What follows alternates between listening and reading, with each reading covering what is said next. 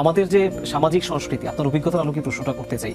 আমি রাজনৈতিক স্ট্র্যাটেজি তাদের দলের দুই রকম হবে, সেটি বাস্তবতা অন্যরকম। কিন্তু এই যে যখনই যে আসে তার নিজের লোককে প্রশাসনে বসাতে চায়, বিশ্ববিদ্যালয়ের উপাচার্য হিসেবে বসাতে চায়, সরকারের উচ্চপদস্থ জায়গায় বসাতে চায়, এই সংস্কৃতিগুলো তো পরিবর্তনের কথা ছিল। আমরা কি আসলে দিন শেষে স্বাধীনতার প্রায় 55 বছর পরে আমরা কি ভালো এক্সাম্পল সেট করতে পারছি না? কারণ ওনারা দুজনেই বলছেন যে ওনাদের দুজনের ব্যক্তিটি যথার্থ ব্যক্তি, আরেকজনেরটি না।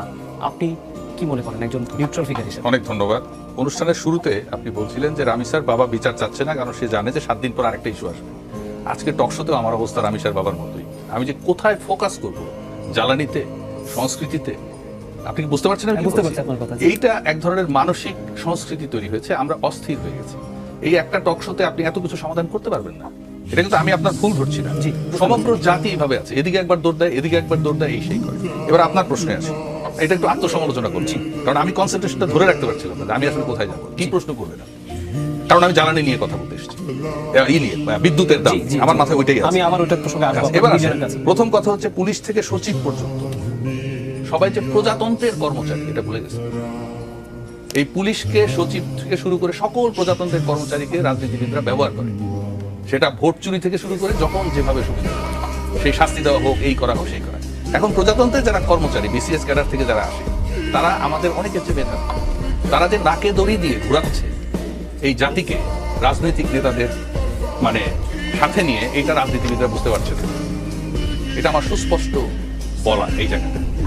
কারণ রাজনীতিবিদরা তো একটা নির্দিষ্ট সময়ের জন্য আসে, আর তারা তো থেকে যাবে, রিটায়ারমেন্ট নেবে। রিটায়ারমেন্টের পরেও দেখবেন অনেক সচিব এসে রিটায়ারমেন্টের পরে সব ভালো ভালো কথা বলে। যখন ক্ষমতায় ছিল তখন কিছু বলে এইটা হলো, এটা। তার মানে এরা হলো, এদের মধ্যে একটা বিরাট সুবিধাবাদী অংশ আছে, যারা সমাজের বহু কিছুকে ভোগ করে যাচ্ছে।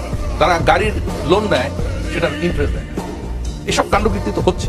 তো আমি অনেক খুশি যে এবার অন্তত এই যে গাড়ির লোন নিতে, যে বিনা সুদে গাড়ির লোনটা মনে বন্ধ হয়েছে। এরকম অনেক জায়গা আছে যে জায়গাগুলো ধরার আছে। এবার আসেন, যদি আপনি কাউকে ব্যবহার করেন আপনার প্রয়োজনে, গোপনে, তাকে আপনি নিয়ন্ত্রণ করতে পারবেন। অথচ ওনারা দুইজনই আইন প্রণয়নের সাথে জড়িত। আমি বলবো যে আপনি চমৎকার ভাবে মানে বলেছেন যে ব্যর্থতা সফলতা সরকারে ভাই সবাই, সংসদে যারা গেছে তারাই, ইভেন যারা ইলেকশনে হেরে গেছে তারাও সরকারের অংশ। কারণ এই দেশটায় ধরেন টোটাল ভোট যদি হিসাব করেন, একটা কনস্টিটিউয়েন্সিতে যদি উনি এমপি হয়ে থাকেন, বিএনপির হোক, জামাতের হোক, যাই হোক, উনি যত ভোট পেয়েছে আর যারা হেরেছে, যদি 5 জন একসাথে দাঁড়িয়ে থাকে ইলেকশনে, ওই 5 জনের যোগফল কিন্তু ওনার চেয়ে বেশি হতে পারে। তার মানে সেই মানুষগুলোর সহযোগিতা ছাড়া একটা রাষ্ট্র কখনো এগোতে পারে না। সেই জন্য এই মানসিকতাটা আমরা বোঝাতে পারছি না সংস্কৃতি। এবার আসেন, এই যে আপনি বলছেন না যে মানে কাজটা তো বড় কথা, এবং সেখানে এই সংস্কৃতি কেমন হলো, এ এসে তাকে দোষ দেয়, এ এসে তাকে দোষ দেয়। আপনি বলেন যে সংসদ ভবনে কথা বলার সংস্কৃতিটাকে আমরা তৈরি করতে পেরেছি, আমাদের শিশুরা কি দেয়? আমার বাচ্চাকে ছোটবেলায় আমি বিটিভি দেখা বন্ধ করে দিয়েছি, অন্তত সংসদ যখন চলে। কারণ আমার সন্তানকে তো রক্ষা করতে হবে এই সমস্ত নুইসেন্স ভ্যালু ক্রিয়েটিং কনভারসেশন। হ্যাঁ, পৃথিবীর সব দেশে এগুলো কম বেশি হয়, কিন্তু আমরা তার সাথে আবার মিডিয়া যুক্ত হয়েছি। এবার আপনারা অনেক সময় কি করেন, ওই ঝগড়াঝাটিটাকে এমন ভাবে রিল টিল বানিয়ে প্রমোট করেন যে মনে হয় ওখানে হয়তো 50টা ভালো কাজ হয়েছে, কিন্তু একটা যে খারাপ কাজ। সেইটা সংস্কৃতি কি জিনিসটা ভাই? সংস্কৃতি হচ্ছে, ধরেন আপনি আমাকে দেখলে হ্যান্ডশেক করেন, এটাই সংস্কৃতি। দেখা হলে হ্যান্ডশেক করুন, কোথাও কোলাকুলি করুন।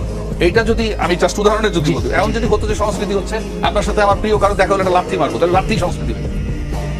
আলুর নাম পটল হলে কিন্তু পটলের নাম আলু হতো।